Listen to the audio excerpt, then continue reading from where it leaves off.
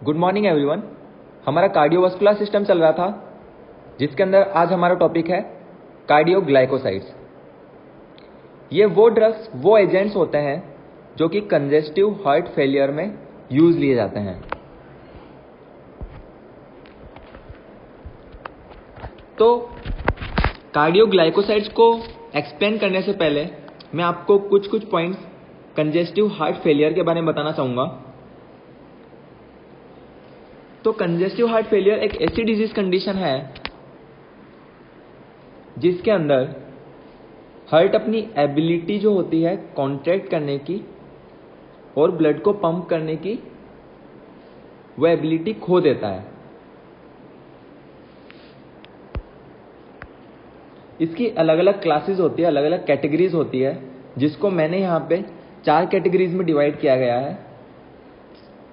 2 है माइल्ड, एक मॉडरेट और एक सीवियर।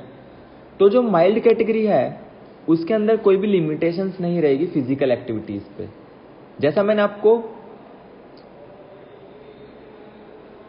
स्टेबल एंजाइना में बताया था कि जब भी पेशेंट एक्सेसिव एक्सर्शनल वर्क करेगा तो उसकी O2 डिमांड बढ़ेगी, और क्योंकि O2 डिमांड कंप्लीट नहीं हो पाएगी उसकी वजह से पेशेंट को चेस्ट पेन होगा। ठीक है, तो जब भी पेशेंट CHF की फर्स्ट कैटेगरी में रहेगा तो उसके ऊपर कोई भी फिजिकल लिमिटेशन नहीं रहेगी, वो आराम से अपना वर्कआउट कर सकता है। अगर मैं बात करूं कैटेगरी नंबर 2 की, तो ये भी माइल्ड कैटेगरी में रखा है मैंने, लेकिन इसके अंदर स्लाइट लिमिटेशंस रहेगी।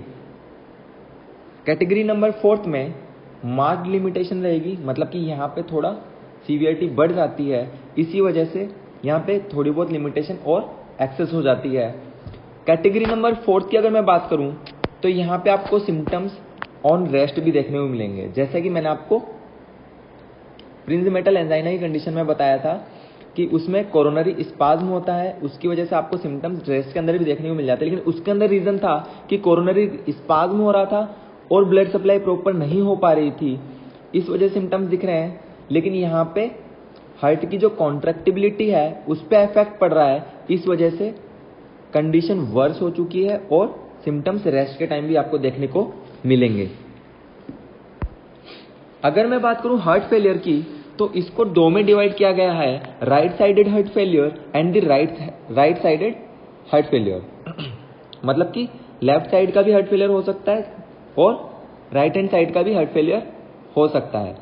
अब राइट हैंड साइड में तो right atrium and right ventricles आ जाएंगे, और अगर मैं बात करूं लेफ्ट साइडेड हार्ट फेलियर की, तो इसके अंदर आएगा लेफ्ट वेंट्रिकल और लेफ्ट एट्रियम।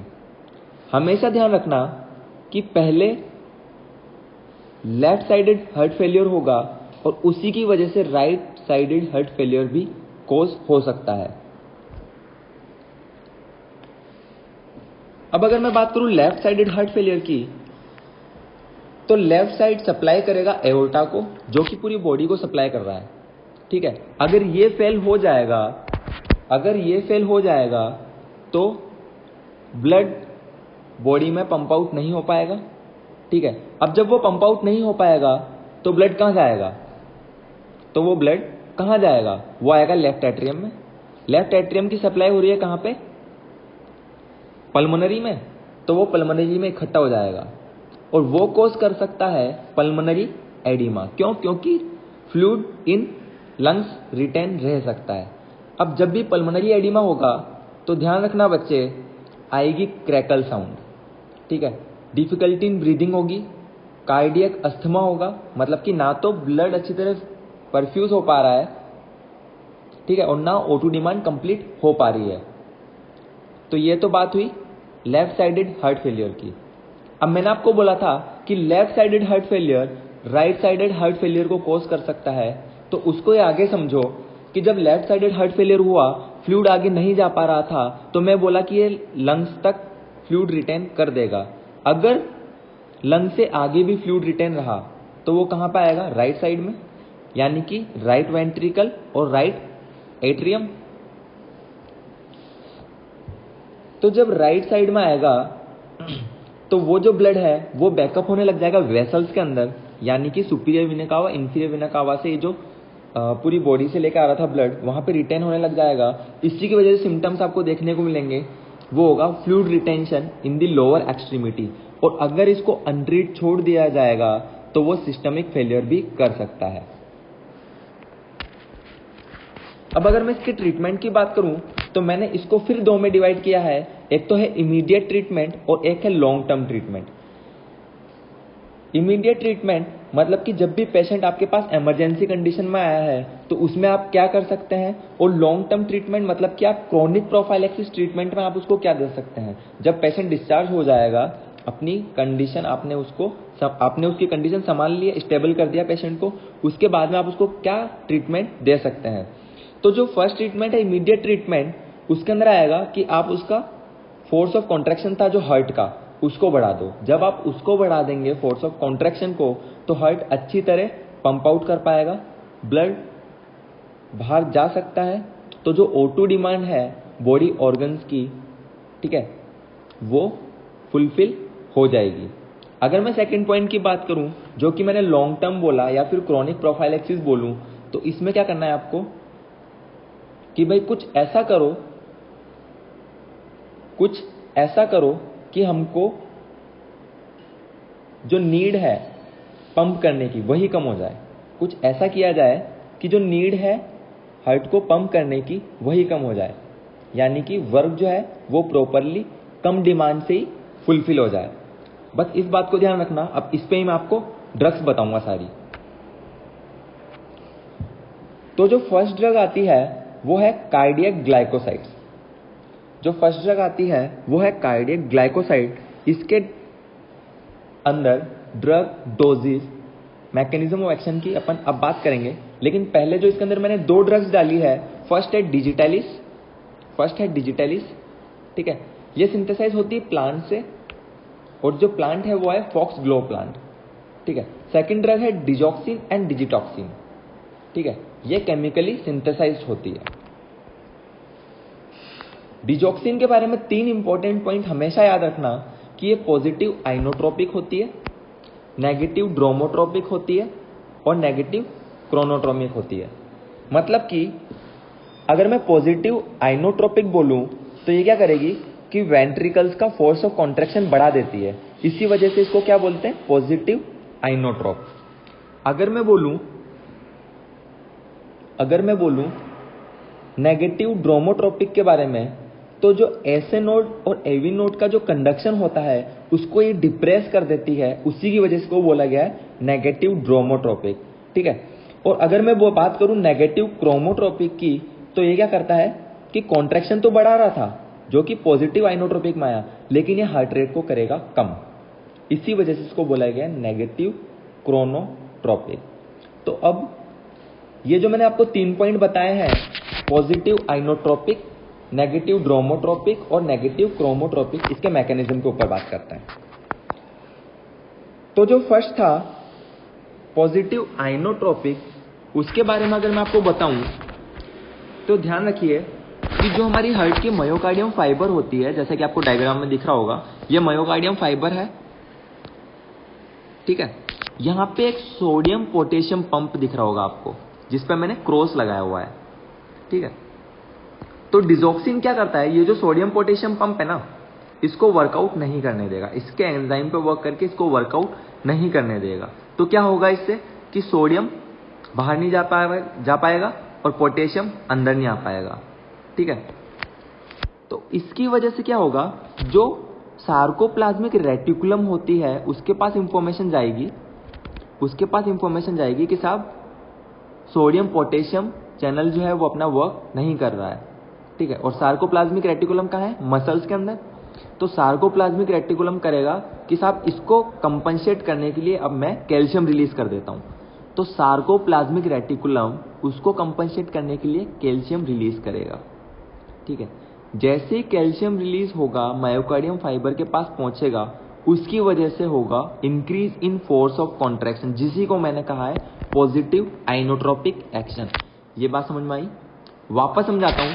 मायोकार्डियम फाइबर था, ठीक है। नॉर्मली इसके अंदर सोडियम पोटेशियम चैनल की वजह से सोडियम पोटेशियम पंप की वजह से सोडियम पोटेशियम का एक्सचेंज हो रहा था, डिजॉक्सिन ने इसको इनहिबिट कर दिया, ब्लॉक कर दिया, इसकी वजह से ये जो एक्सचेंज था वो कैरी आउट नहीं हो पाया। सार्कोप्लाज्मिक रेटिकुलम ने बोला कि साहब ये जो डिमांड है वो हम फुलफिल करेंगे कैल्शियम को सप्लाई करके। तो ये सोडियम तो सप्लाई नहीं कर पा रहा, लेकिन इसने क्या किया, कैल्शियम सप्लाई किया। उसकी वजह से जो मायोकार्डियम फाइबर है उस पे फोर्स ऑफ कॉन्ट्रैक्शन बढ़ जाएगा और उसी की वजह से पॉजिटिव आइनोट्रोपिक एक्शन आएगा। ये बात समझ में आई आपको? इसकी एक्सप्लेनेशन मैंने आपको पीडीएफ नोट्स में दे रखी है।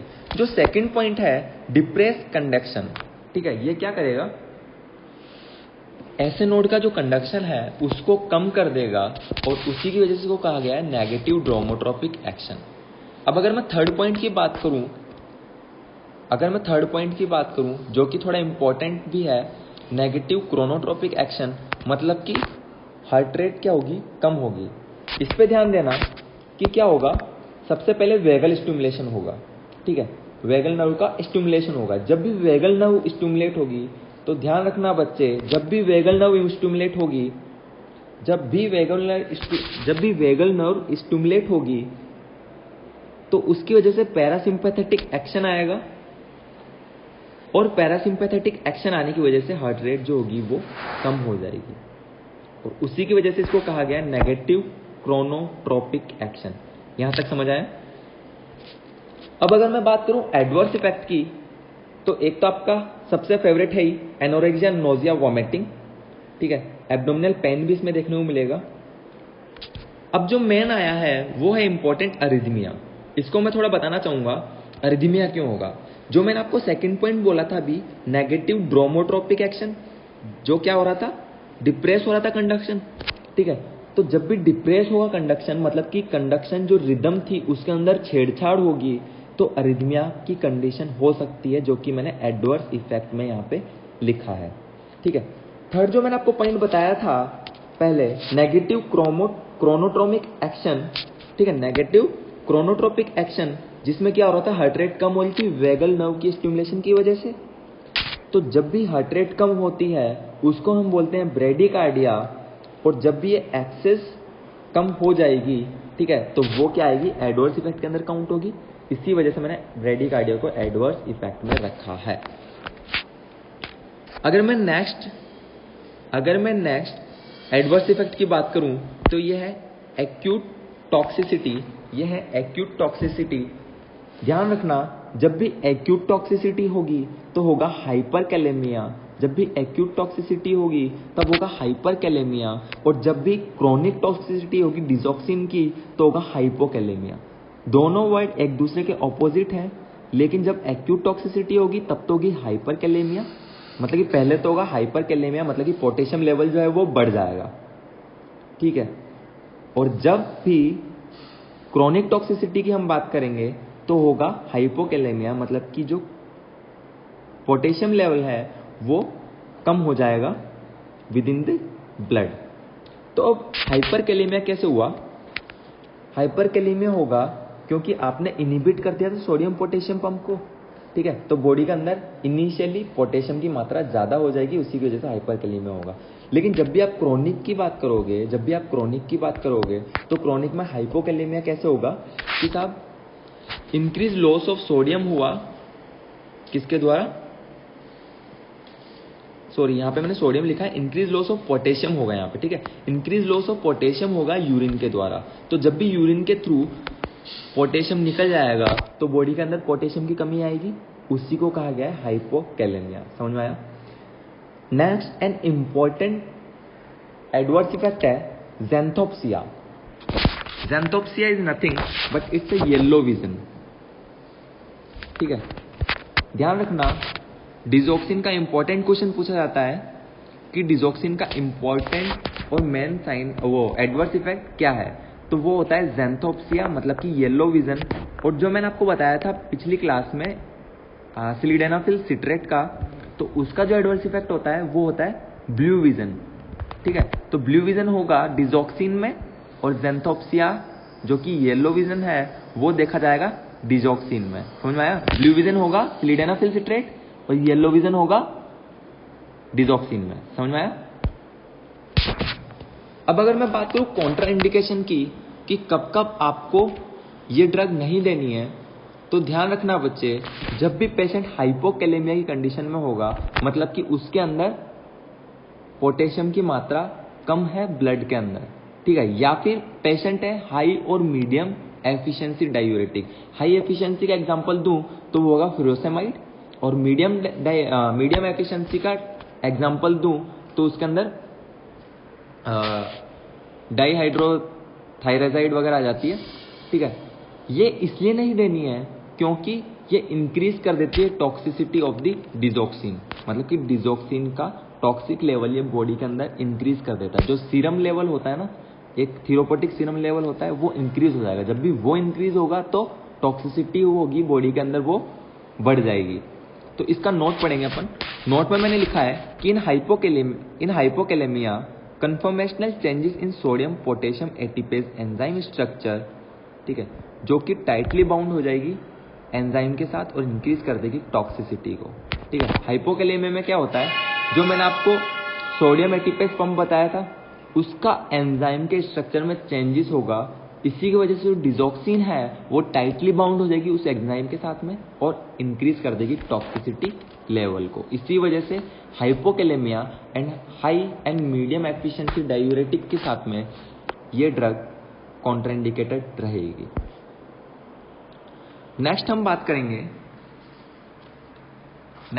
करेंगे इंट्रैक्शंस की, मतलब कि अगर इस ड्रग को आपने किसी और ड्रग के साथ में दिया तो इंटरेक्ट करके या तो कोई साइड इफेक्ट शो कर सकती है या फिर उस ड्रग का इफेक्ट कम या ज्यादा कर सकती है। तो इसी वजह से मैंने आपको यहाँ पे इंट्रैक्शंस भी बताए हैं।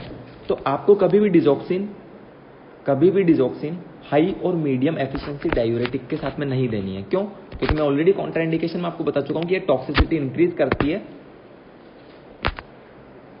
With binding with the sodium ATPase pump enzyme, ठीक है। सेकंड मैंने बोला है कि कैल्शियम, तो जब भी आप इसको कैल्शियम के साथ में देंगे तो ये सिनर्जिज्म इफेक्ट शो करेगी। सिनर्जिज्म इफेक्ट होता है कि जो ड्रग का इफेक्ट था उसको बढ़ा देना, ठीक है, उसको फैसिलिटेट करके और बढ़ा देना। तो कभी भी आप इसको कैल्शियम के साथ नहीं देंगे। क्यों? क्योंकि मैंने आपको मैकेनिज्म में बताया था कि सोडियम पोटेशियम पंप को कर रही थी इनिबिट, उसकी वजह से सार्कोप्लाज्मिक रेटिकुलम ने अपना कैल्शियम भेजा था जो कि कॉन्ट्रैक्शन को बढ़ा रहा था।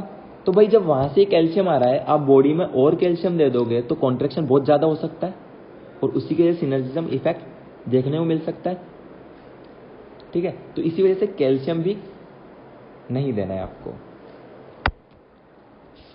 और अगर मैं बात बताऊं तो ध्यान रखना, डिजॉक्सिन जो होती है वो स्टमक में एब्जॉर्ब होती है।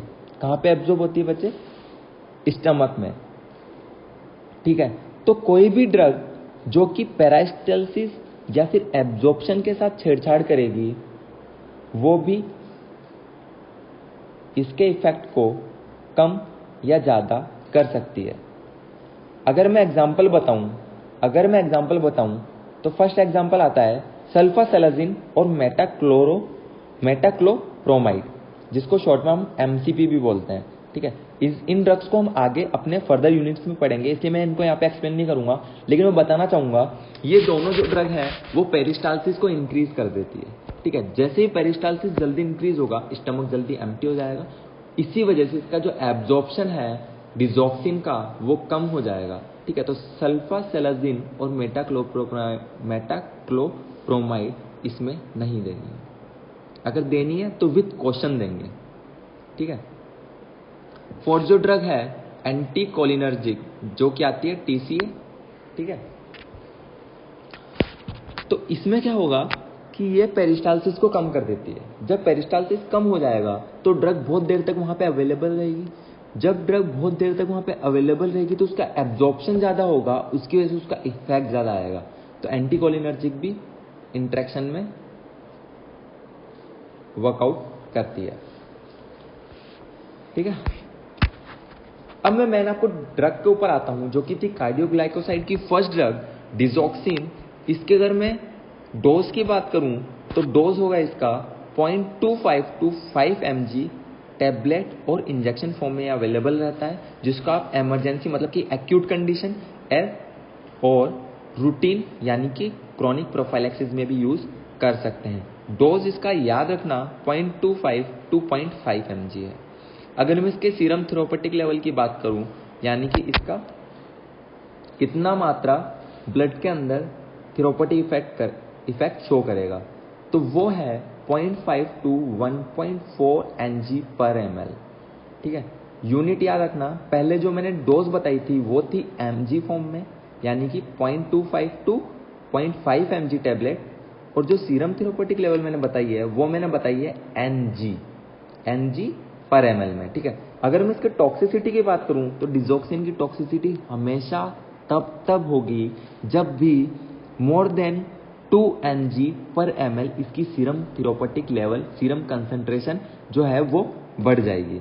तो डिजोक्सिन इंपॉर्टेंट है, याद कर लीजिएगा इसका वैल्यू, सीरम थेरेपेटिक लेवल और इसके डोजेस और टॉक्सिसिटी। नेक्स्ट ड्रग आती है डिजिटॉक्सिन, जिसका मेंटेनेंस डोज है बहुत कम 0.1 mg। कितना है बच्चे? 0.1 mg मेंटेनेंस डोज रहेगा डिजिटॉक्सिन का। इसके सीरम थेरेपेटिक लेवल की बात करूं तो वो आएगा 15 to 30 ng पर ml। दोनों में सिमिलर बात यह है कि दोनों की जो सीरम थेरेपेटिक लेवल की जो यूनिट है वो सेम है ng पर ml, बस वैल्यूज का चेंज हो रहा है। उसके अंदर 1.4 ng पर ml तक था, इसमें 15 to 30 ng पर ml है। टॉक्सिसिटी इसकी मोर देन 35 ng पर ml बढ़ जाएगा, तब जाके टॉक्सिक इफेक्ट शो होंगे। सेकेंड जो ड्रग आती है जो कि आप CHF में यूज ले सकते हैं, इस ड्रग को हम अपने एंटी एंजाइनल्स में भी हमने पढ़ा है, एंटी हाइपरटेंसिव में भी पढ़ा है।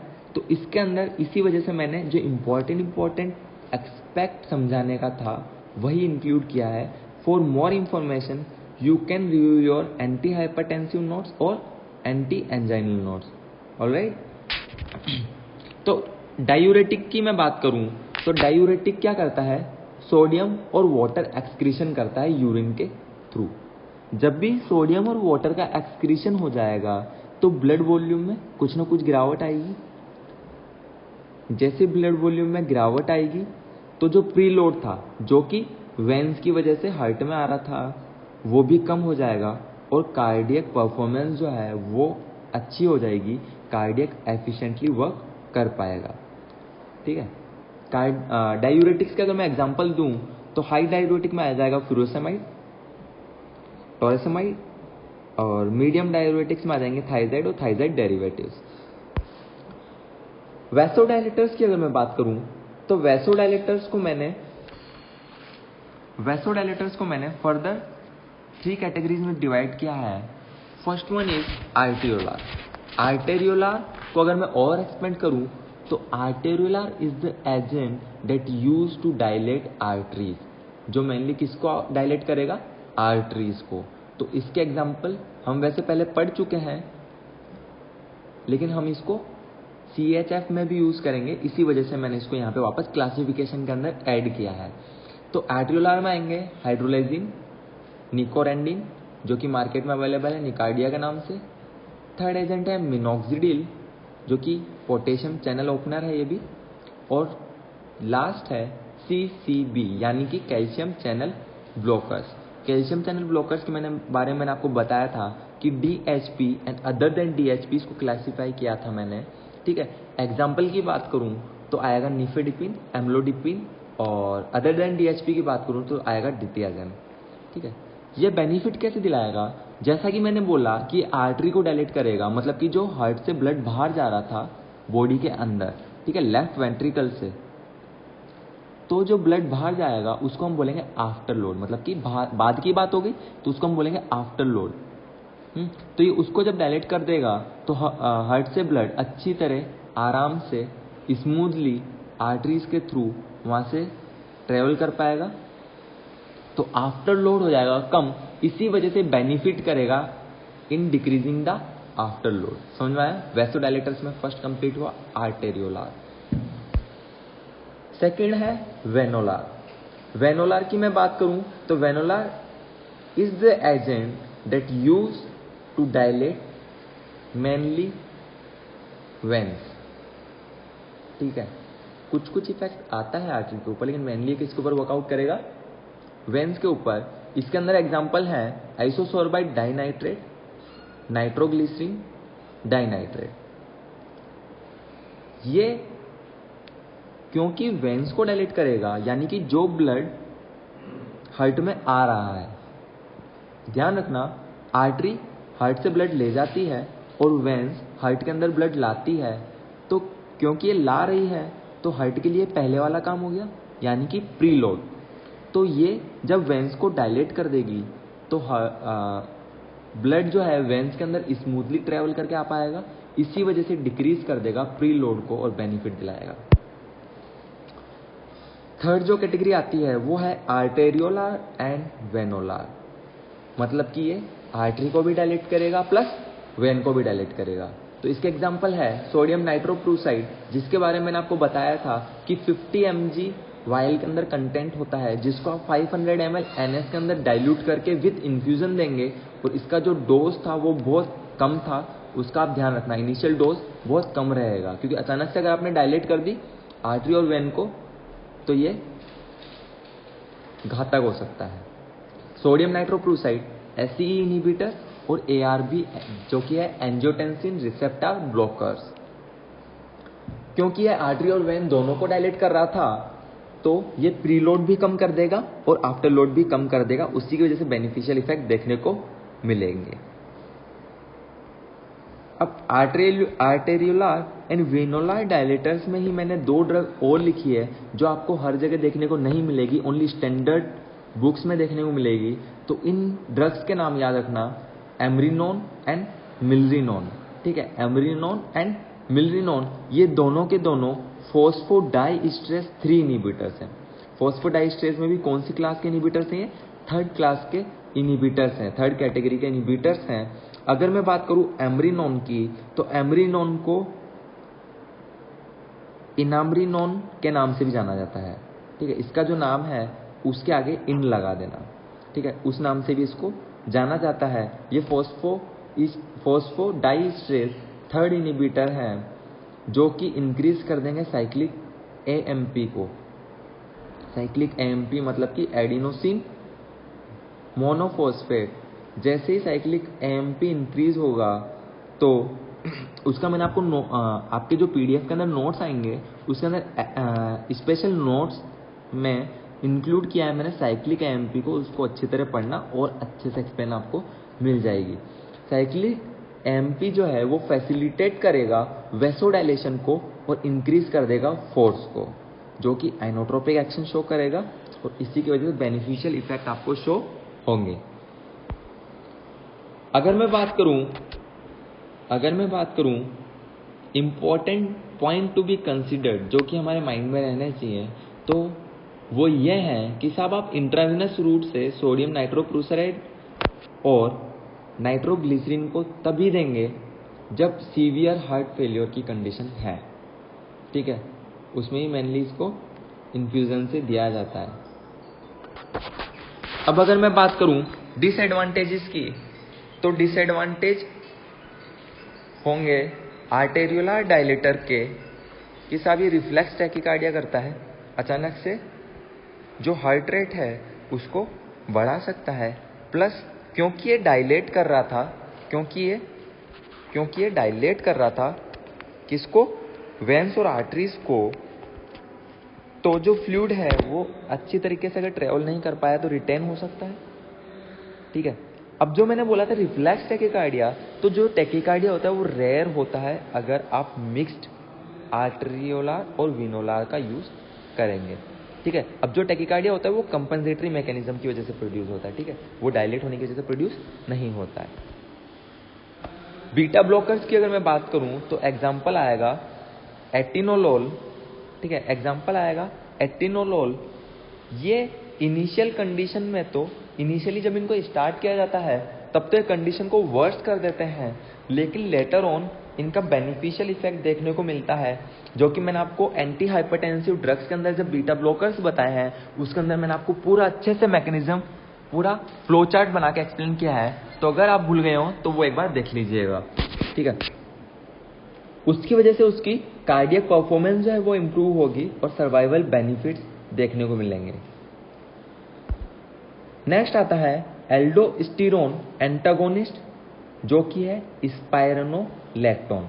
जो एल्डोस्टेरोन एंटागोनिस्ट है वो एक डायूरेटिक कैटेगरी का है, ठीक है, जिसके अंदर आता है स्पाइरोनोलैक्टोन। अगर मैं एल्डोस्टेरोन की बात करूं तो एल्डोस्टेरोन क्या करता है, सोडियम एंड वाटर रिटेंशन करता है, ठीक है, जिसकी वजह से ब्लड वॉल्यूम बढ़ सकता है और ये हाइपरटेंशन कोज कर सकता है, ठीक है। जब बीपी कम होता है तो रेनिन एंजियोटेंसिन सिस्टम इसको ट्रिगर करता है कि ये वर्कआउट करे और बॉडी के अंदर बीपी मेंटेन करने का काम करे, बीपी अगर कम है तो उसको बढ़ाए, ठीक है।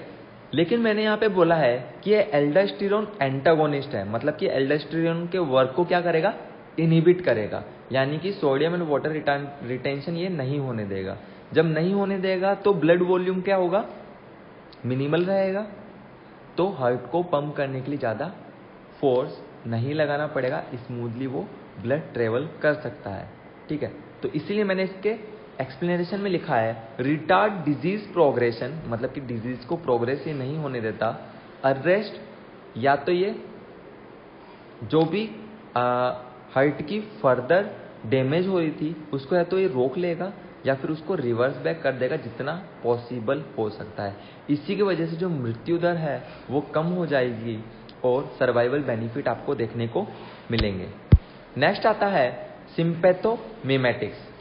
सिंपैथोमिमेटिक्स मेनली शॉर्ट में बताऊं तो आइनोट्रोपिक एक्शंस इसके देखने को मिलेंगे, ठीक है। आइनोट्रोपिक्स, क्रोनोट्रोपिक्स और ड्रोमोट्रोपिक्स मैं आपको पहले एक्सप्लेन कर चुका हूं। तो इसके एग्जांपल आते हैं डोपामिन एंड डोब्यूटामाइन, ये इंक्रीज कर देंगे फोर्स को, इसी वजह से मैंने इसको आइनोट्रोपिक एक्शंस बोले थे। आज की क्लास हम यहीं खत्म करते हैं। इसी के साथ हमारा आज का टॉपिक खत्म होता है कार्डियोग्लाइकोसाइड्स और ड्रग यूज्ड इन CHF यानी कि congestive heart failure. Thank you very much.